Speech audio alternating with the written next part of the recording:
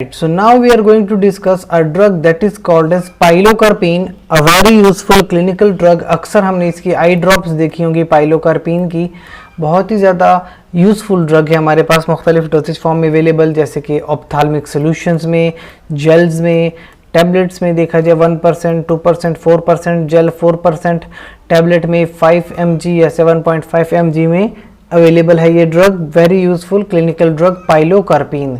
What are the clinical uses, क्या हैं? सबसे पहले रेडिएशन इंड्यूस्ड जीरोस्टोमिया। ना व्हाट इज जीरोस्टोमिया? जीरोस्टोमिया में जो है बिल्कुल ड्राइनेस हो जाती है।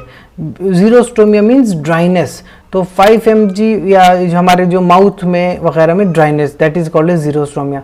5 mg per oral every 8 hours use करते हैं, या हम 10 mg तक भी यूज़ कर सकते हैं, बट एक दिन में 30 mg मैक्सिमम डोज है, इससे ज़्यादा नहीं करनी होती।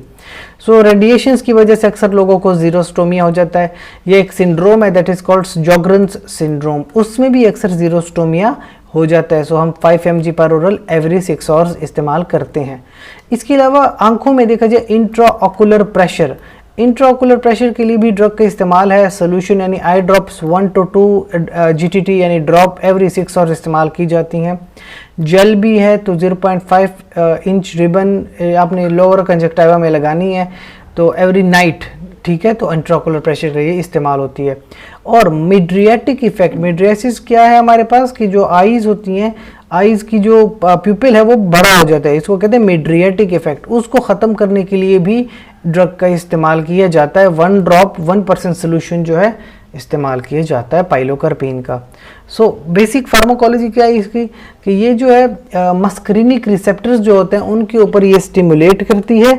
मस्करीनिक आर द एसिटाइलकोलिन रिसेप्टर्स, और स्मूथ मसल्स को, जिसमें आइरिस भी शामिल है और सिक्रीटरी ग्लैंड्स भी शामिल है। तो सिक्रीटरी ग्लैंड्स जो हैं वो सिक्रीशंस करेंगे और ड्राइनेस को, जो कि जीरोस्टोमिया है, उसको ख़त्म कर देते हैं।